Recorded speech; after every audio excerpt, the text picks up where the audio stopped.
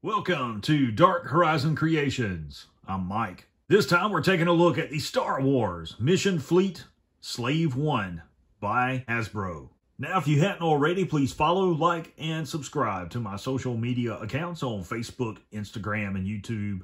Don't forget to hit that bell icon so you get a notification of when I post new content. So after I recently picked up a couple of the Star Wars Mission Fleet vehicles from my local Walmart on clearance, I learned about Slave One. And I discovered that another area Walmart had a couple of these in the store, and you could purchase it for under $26 online. So I took a chance, drove to the area store, and I discovered they actually had 3 of these in the store on the top shelf. And apparently the Mission Fleet line has been pulled from the store's planogram. When I got to the register, it rang up as the regular price of $44.63. I was able to price match it, get it for $25, and walked out of the store with my prize. I'm very thankful I was able to get this because the value on this toy is only going to exponentially increase over time, just like with the Mission Fleet Millennium Falcon. So if you're watching my product review and you don't know anything about Boba Fett's spaceship other than the name of Slave One, this is a Kuwait Systems Engineering Firespray 31 class patrol and attack craft. Also called a Firespray class interceptor. Slave One is actually one of 6 prototypes known as a Pursuit Special variant of the Firespray 31 class, and it's the last of its kind. It is 21.5 meters in length, 21.3 meters wide, and 7.8 meters tall. At sublight speed, Slave One can attain 2,700 Gs or 16 megalight hours per second, with a top sublight speed of 91 megalight hours. The maximum atmospheric speed of Slave One is 850 kilometers per hour. The maneuverability rating on Slave One is 72 DPF, and it is equipped with 3 F-31 drive engines. It has a Class 3.0 hyperdrive and a Class 15 backup hyperdrive. The defensive shielding on the Firespray is rated at 106 SBD and a hull rating of 62 RU. It's equipped with 2 pivoting laser cannons, 2 warhead launchers, and 5 concussion missiles. It's also equipped with 1 tractor beam projector. It's operated by 1 pilot and has accommodations for 6 passengers total.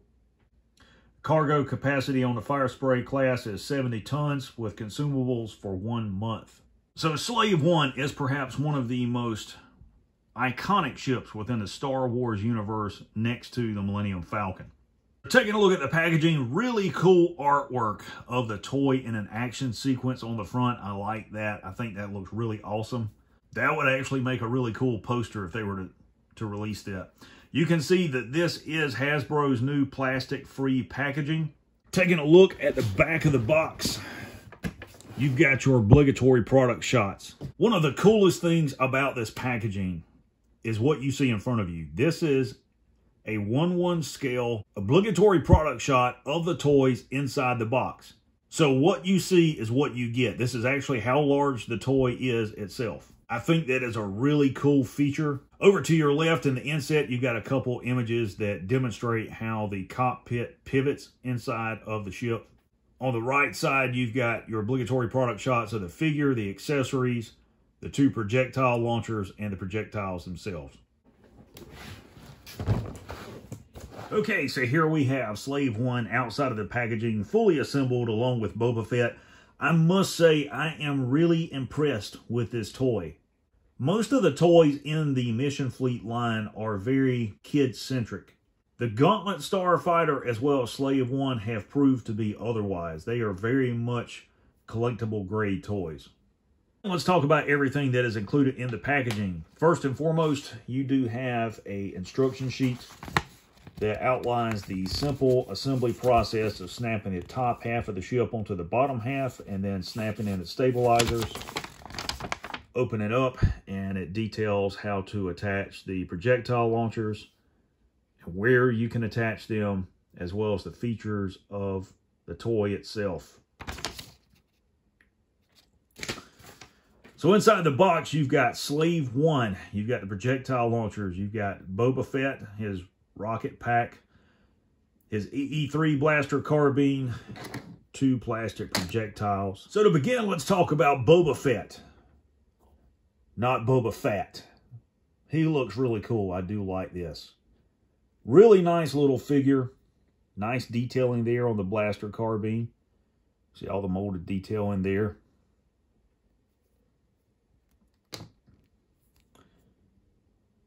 Nice detail there on the jetpack. We'll remove that temporarily. A lot of nice paint apps on these figures. Molded in detail all the way around. His feet's really large, but that's kind of a trend with this line. As far as articulation, his head is on a ball joint. I like the range of motion on the head sculpts of these figures. Forward and lateral movement at the shoulder, bicep rotation, wrist rotation. Legs will move forward and back, and that's it. Okay, so let's talk about the main feature of this playset, Slave One. And I have to say, I am really impressed with how nice this toy is. This really is more akin to something that you would see in the vintage collection. There's a lot of molded detail and paint apps on this toy, as well as play features that make it attractive for adult collectors as well. So taking a look at the ship, you can see the weathering and paint chips and scratches, things like that. You've got your opening and closing cockpit here, which we'll look at in detail in just a moment. You've got your stabilizers, and you can see the detail. It's molded in here with the stabilizer actuators. Panel lines molded in detail all the way around the ship. It's got some recessed mini blasters there. You've got those ports on either side of the ship for these projectile launchers. And under here, you've got your ramp and your lower down compartment here where you can put an action figure in there and close that, and your ramp space here, and nothing opens in here where you can actually get into the interior of the ship like on the vintage collection version. But all the way around, it's really nice. And if you pivot it up, you can pivot the blaster cannons like this. And if you open the cockpit, you can see that it automatically rotates. And let's see if we can get Boba Fett in there with his jetpack on. Yes, we can.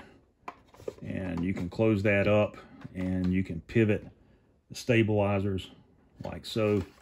Turn it around. You can see it's got some really nice detail on the back. This is really, really nice all the way around. Bring this in so you guys can see the top there. Just really nice. I like how they colored the engines yellow. I think that's really cool. A lot of nice molded detail and play features on Slave One. Now for the play features on it, we'll turn it around. You can take the projectiles and press them into the launchers. And if you pick up the ship and angle it like so, fire projectiles. I just lost one of those.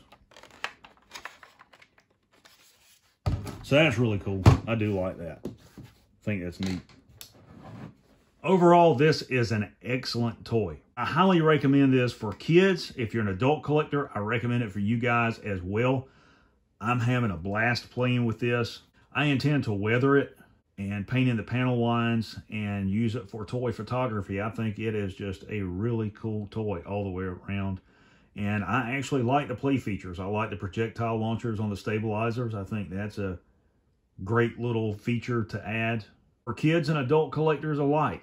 So there you have the Star Wars Mission Fleet Slave One playset by Hasbro.